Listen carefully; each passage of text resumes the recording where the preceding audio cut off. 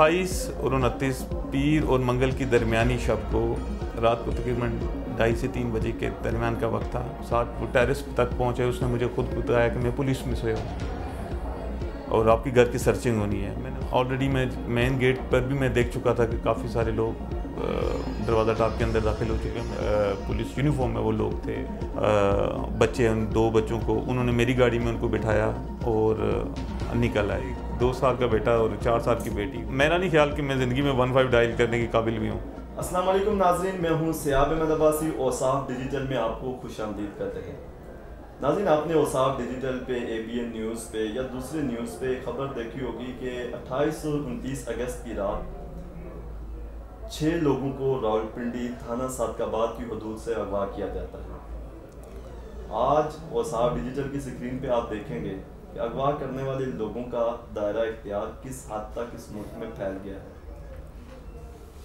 दूसरी तरफ हम आपको ये बताएंगे कि इसके अंदर इंतज़ामिया का क्या किरदार था। 10 दिन 6 लोग, जिनमें 2 खवातीन, 2 बच्चे और 2 मर्द शामिल थे, इनको एक घर के अंदर बंद रखा गया। और आखिर जब आप लोगों की मेहनत, आपने सोशल मीडिया पे आपने आवाज़ उठाई, फिर उसके बाद लोगों ने एहतजाज किया, मीडिया पे जब ये खबर आई तो मजबूर होकर इन लोगों को वहाँ से छोड़ दिया गया। इन ही लोगों में जिन लोगों को वहाँ पे अगवा किया गया था, एक फैमिली मेम्बर मेरे साथ मौजूद हैं। आज हम इनसे जानेंगे कि इसको पूरा जिस अंदाज के साथ ये जो इनके साथ किया गया, जिस तरह इनको अगवा किया गया, इनके घर में वो लोग आए, कैसे मुमकिन है कि इस्लामाबाद से चंद किलोमीटर के फासले पे एक घर के अंदर कुछ लोग आकर एक बंदे को नहीं, पूरी फैमिली को अगवा कर लेते हैं। 2 छोटे छोटे बच्चे हैं। मुझे वो वक्त याद आता है 712 में मोहम्मद बिन कासिम ने खातून की आवाज़ पर, जब दीबल के मकाम पर राजा दायर ने कुछ लोगों को लूट लिया था, तो उस वक्त एक खातून की आवाज़ पर मोहम्मद बिन कासिम कई किलोमीटर्स का सफ़र तय करने के बाद उस खातून को आके बाजियाब करता है। पर अफसोस की बात यह है कि जिन लोगों ने ये हरकत की है, जिनमें 2 खवातीन 2 बच्चे भी शामिल थे, अगवा किया गया, उसके बाद इंतज़ामिया टस से मस नहीं हुई। इस इंतज़ामिया का क्या किरदार है, इसके अंदर छुपी काली बेड़े, जिन्होंने इस पूरे घिनौने किरदार के अंदर, जिन्होंने औरतों को अगवा करवाने में, बच्चों को अगवा करवाने में जो किरदार अदा किया, मैं समझता हूं कि ऐसी काली बेड़ों को बेनकाब किया चाहिए। सिर्फ मामला इनको बाजियाब करवाने तक नहीं है या इनको छोड़ देने तक नहीं है, बल्कि इसकी इंक्वायरी ऐसी होनी चाहिए कि पाकिस्तान की तारीख के अंदर कोई किसी की माँ बेटी को कम से कम पुलिस की सरपरस्ती के अंदर ऐसे अगवा करके ना ले जाए। आज मेरे साथ ये मौजूद है, हारून नाम है इनका। ये भी उन्हीं 6 लोगों में अगवा हुए थे। सबसे पहले तो मैं इनसे पूछता हूं कि ये मामला शुरू कहाँ हुआ था, इनको अगवा कैसे किया गया। अरुण भाई, सबसे पहले तो आपका शुक्रिया जो आपने औसाफ डिजिटल को टाइम दिया। मुझे ये बताएं कि बड़ा ही एक दर्दनाक मंजर होता है कि जब आपके सामने आपके 2 बच्चे हों, जब आपकी बीवी हो और स्पेशली आपकी भाभी आपके सामने हो, आपका भाई हो, तो मुझे समझ नहीं आ रही मैं कैसे बयान करूँ। ये मामला हुआ आपके साथ पेश कैसे आया और उस रात को आपके साथ ये क्या हुआ? बिस्मिल्लाहिर्रहमानिर्रहीम। सबसे पहले मैं राजा मेहताब साहब का और ABN की बाकी तमाम टीम का दिल से शुक्रिया अदा करता हूँ कि आप लोगों की काविशों से और बाकी भी मेरे भाइयों की, मेरे दोस्तों की, तमाम लोगों जिन कोशिश से ये मुमकिन हुआ कि हम लोग वहाँ से बाजियाब हुए। 28 और 29 पीर और मंगल की दरमियानी शब को रात को तकरीबन 2:30 से 3 बजे के दरमियान का वक्त था। घर की बेल हुई तो मैं दरवाज़ा खोलने के लिए जो ही अपने रूम से बाहर निकला, मेरे रूम के बाहर 2 सिविल कपड़ों में लोग मौजूद थे और उन्होंने राइफल्स उठाई हुई थी। मेरे उनको देख के यही लगा कि शायद ये कोई डाकू या चोर वगैरह हैं। मैंने उनमें से एक को अपने पुश किया, थोड़ा साथ वो टेरेस तक पहुँचे, उसने मुझे खुद बताया कि मैं पुलिस में से हूँ और आपकी घर की सर्चिंग होनी है। मैंने उससे पूछा कि आप घर से पुलिस में से हो तो आप घर के अंदर कैसे आ गए हो, आपके पास कोई डॉक्यूमेंट्स नहीं है। इतने में गली से भी आवाज़ आई। मैंने गली में जब देखा तो पुलिस मोबाइल्स खड़ी थी और यूनिफॉर्म में और सिविल कपड़ों में काफ़ी ज़्यादा लोग मौजूद थे। उन्होंने मुझे नीचे से यही कहा कि आप दरवाज़ा खोलें, घर में सर्चिंग होगी। खैर ऑलरेडी मेन गेट पर भी मैं देख चुका था कि काफ़ी सारे लोग दरवाज़ा टाप के अंदर दाखिल हो चुके हैं। मैंने दरवाज़ा खोला, फिर मैंने उनसे यही मेरी गुफ्तगू हुई कि आप किस तरह आप इस तरह घर में दाखिल हो सकते हैं। इतने में उन्होंने मुझे लेकर पुलिस मोबाइल में बाहर बैठा दिया। मैं अभी इसी कश्मकश में था, मैं समझ नहीं पा रहा था कि मुझे किस केस में लेके जा रहे हैं। मैं बार बार जो मेरे साथ लोग बैठे थे पुलिस यूनिफॉर्म में वो लोग थे, और जो वहाँ पे उनके कुछ लोग खड़े थे, उनसे बार बार ये पूछा था। वो बता रहे थे कि आपको बता दिया जाएगा कि किस जुर्म में आपको लेके जा रहे हैं। थोड़ी देर बाद वो मेरे घर से छोटा भाई जो सो रहा था साथ वाले रूम में, उसको वो लेके आ गए, उसको भी मेरे साथ बिठा दिया। और हम दोनों का ही मतलब उस ज़हनी कश्मकश में यही सवाल बार बार उनसे हो रहा था कि आपके भाई को भी बैठा लिया, आपको भी वैन के अंदर बैठा दिया, तो आपके घर के 2 बच्चे थे, 2 खवातीन थी, उनको उन तक ये कैसे पहुंचे? गेट से अंदर चले गई? वो जब मेन गेट तो मैं खुद खोल चुका था, इससे पहले तो वो लोग दाखिल हुए थे ना मेन गेट से, बाकी भी लोग घर के अंदर दाखिल हो गए। मीनवाइल उन्होंने हमें डॉक्यूमेंट कुछ भी नहीं दिया था, ना कोई वारंट, कोई ऐसी चीज़ हमें उन्होंने बताई नहीं थी, ना ही हमें इन्फॉर्म किया था किस वजह से आपको लेके जा रहे हैं। फिर थोड़ी बाद वो मेरी गाड़ी की जो चाबी लेकर, और बाकी जो मेरी फैमिली की ख़वातीन थी, बच्चे, उन 2 बच्चों को उन्होंने मेरी गाड़ी में उनको बिठाया और निकल आए।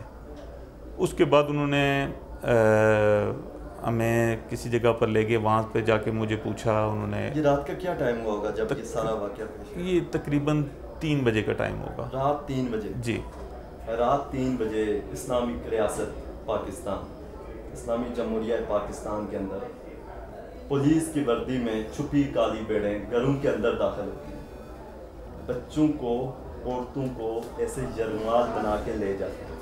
FIR कोई हुई थी आपके ऊपर? नहीं, मेरे पे कोई FIR नहीं। पुलिस ने आपको पहले बताया था आपको जो कुछ हो रहा था? नहीं, पुलिस ने कुछ भी नहीं बताया। उन्होंने मुझे कहा, बार बार ये कहे थे हम आपको बता देंगे। मैं उनसे बार बार ये पूछ रहा था, मैं और मेरा भाई बार बार उनसे ये पूछे थे, बिल्कुल जब वो हम ये एक्सपेक्ट नहीं कर रहे थे कि वो फैमिली को इस तरह लेके जाएंगे।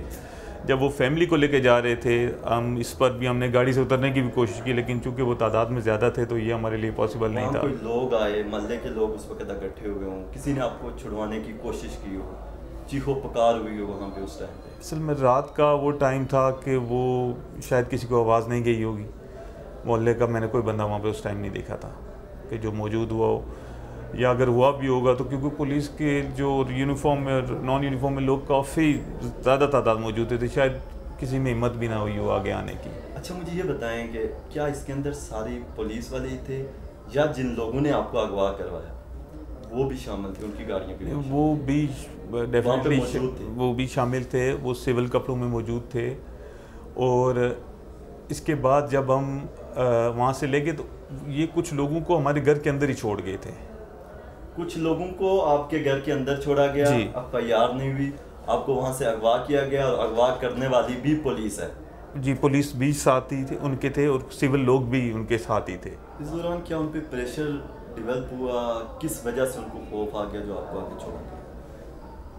असल में शायद हमें तो इतना जो बैकएंड पे फैमिली की तरफ से, आप सब भाइयों की तरफ से जो चल रही थी चीज़ें, हमें उस पिक्चर का एग्जैक्ट पता नहीं था कि बैकग्राउंड पे हो क्या रहा है, बैकग्राउंड पे हमें क्या हो रहा है। जी, एहतजाज, और हमें इस चीज़ का बिल्कुल नॉलेज नहीं था। लेकिन आखिरी दिनों में कुछ शायद चेंजेस आ रही थी, क्योंकि काम जल्दी जल्दी हो रहे थे। मैं उन 8-9 दिनों में इतना मजबूर हो चुका था कि मैंने आपको जैसे बताया कि वो कुछ भी लिखवाते मैं लिख देता। मैंने उन स्टाम्प पेपर्स को प्रॉपर पढ़ा भी नहीं है जो मैंने साइन किए हैं।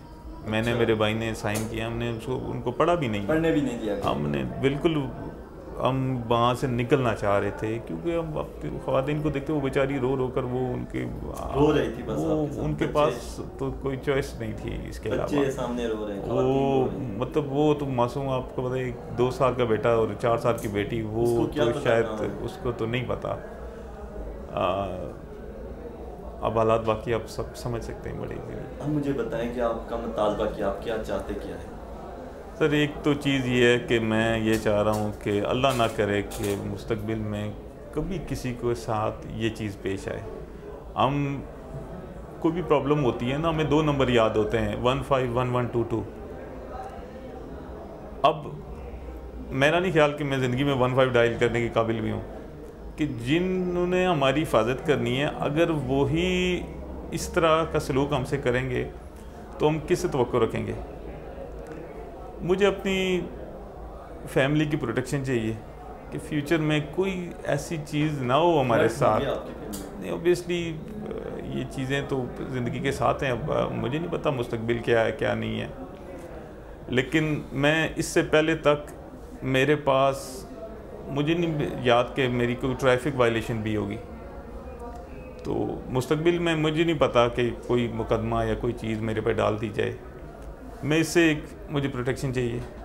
दूसरा, मैं इस चीज़ को हल्फन बयान करता हूँ कि जिस ट्रांजैक्शन के बारे में वो फुलफ़िल करने की कह रहे थे, मेरा, मेरे भाई का, मेरे किसी फैमिली का मेंबर का उस ट्रांजैक्शन से कोई दूर तक ताल्लुक़ नहीं है किसी किस्म का। ना ही मैं उन लोगों को जानता हूँ जिन्होंने ये काम करवाया। में आपको अगवा किया गया, पुलिस ने अगवा करके आपको दिया उनको, जो मतलब वो बिजनेस पार्टनर्स का इनका जो था, मुझे उनसे उनको कभी नहीं, मैं अपने कज़न को जानता हूँ। सीपीओ ने क्या किया? सीपीओ पार्टी बन के काम कर रहा था। ये मुझे आके पता चला कि मेरे चचा करवा रहे थे बैठ के। चचा जब उनके पास गए तो उन्होंने बताया कि ये जो जिस घर में हम रह रहे हैं ये उसी बिज़नेस के पैसों से खरीदा गया है। हालांकि ये हमारा घर जो है वो 91 में मेरे फादर ने परचेज़ किया था। मेरे फादर खुद एक्स आर्मी में रहे, मस्कत आर्मी में भी रहे, पाकिस्तान आर्मी में भी उन्होंने सर्व किया। और 91 में ये परचेज़ था जब जिसके साथ हमारे जो कज़न शरियारी, उसकी पैदाइश से भी पहले का मकान परचेज़ हुआ है। तो उसी मकान का वो मुतालबा कर रहे थे, उसी मकान का और हमारी प्रॉपर्टी का वो मुतालबा कर रहे थे। और लेकिन मैं फिर आपको कह रहा हूँ, अगर शायद वो मेरे नाम होती मैं उनको ट्रांसफ़र कर, मैं बिल्कुल ट्रांसफ़र कर देता। मैं उनको बच्चों से आगे कुछ भी नहीं है। मैं अपनी लाइफ पर मैं आपको कह रहा हूँ, मैं ये चीज़ बर्दाश्त कर सकता, लेकिन वो बच्चों का जो है ना वो नहीं बर्दाश्त होता। नाज़रीन, ये हारून साहब हैं, उसी फैमिली के अंदर शामिल थे। आपने इनकी गुफ्तगू सुनी। बात यहाँ पे अगवा की नहीं है कि अगवा आए दिन रोज़ लोग होते रहते हैं, लेकिन जब सरकार की सरपरस्ती में लोगों को अगवा किया जाए तो फिर आप ही बताएं कि लोगों का एतबार किस पे रहेगा। मैं समझता हूँ कि आप लोग पाकिस्तान को बुरा कहते हैं। पाकिस्तान हरगिज़ बुरा नहीं है। पाकिस्तान अल्लाह के नूर से एक नूर है। पाकिस्तान बुरा नहीं है। बुरे हैं वो ऑफिसर, वो लोग, वो छुपी काली बेड़ें जिन्होंने पुलिस की वर्दी के अंदर इस तरह के पहन के इस तरह के घिनौने काम करते हैं जिससे वो पाकिस्तान को बदनाम करते हैं। असम मुनीर साहब, आप चीफ ऑफ आर्मी स्टाफ हैं। हम ये कहते हैं कि ये दब्बा किसी और पे नहीं, इस मुल्क के झंडे के ऊपर ऐसे दब्बे लगते हैं जब ऐसे ऑफिसर्स इस तरह की हरकतें करते हैं। पाकिस्तान ने हमेशा रहना है और इसका नाम हमेशा चमकता रहेगा और इंशाअल्लाह ये पाकिस्तान पूरी दुनिया को लीड भी करेगा। हमारे इस पर ईमान है। लेकिन खुदारा, ये जो वाक़या हुआ ये बिल्कुल रावलपिंडी का वाक़या है। इस्लामाबाद जो दारुल खिलाफा है पाकिस्तान का, इसके चंद किलोमीटर के फासले पर यह वाक़या हुआ है। अगर आप इसी की शफाफ तहकीकात करवा दें कि आइंदा कोई भी ऑफिसर अपनी मुदल्लियत के अंदर या अपनी ज़ेरे सरपरस्ती किसी की माँ बेटी के घर में दाखिल होकर इस तरह अगवा न करे, तो मैं कहता हूँ कि अगर इसकी तहकीकात हो जाए तो आने वाले दिनों के अंदर मुल्क पाकिस्तान के अंदर किसी ऑफिसर की जुर्रत नहीं होगी कि वो अपनी ताकत का इस्तेमाल करे और इस तरह मजबूर लोगों को अगवा करके उसके बाद उनकी डीलिंग करवाए, या ऐसे लोगों की सरपरस्ती या उनको सपोर्ट किया जाए जो इस तरह बेगुनाह लोगों को अगवा करते हैं और उसके बाद अगवा बराए तावान के नाम से पैसे मांगे जाते हैं। इसी के साथ औसाफ डिजिटल में, और मैं एक चीज़ आखिर में ये ज़रूर कहूँगा कि ABN औसाफ डिजिटल हमेशा से मजलूमों के साथ खड़ा है, खड़ा रहेगा और इंशाल्लाह आने वाले वक्त में भी इसी तरह ही काम करता रहेगा। औसाफ डिजिटल के, औसाफ के बानी, औसाफ ग्रुप के बानी राजा महताब साहब का मैं खुद जानता हूँ कि उन्होंने जो तासरा फैमिली थी इनके साथ मिलकर जो राजा परवेज अशरफ साहब थे उनके साथ ये मीटिंग करवाई, फिर जहाँ तक उनकी अप्रोच थी उन्होंने इनके साथ स्टैंड लिया, फिर डिजिटल मीडिया पे, फिर आपके कैमरामैन तक हर बंदे को उन्होंने एक्टिव रखा।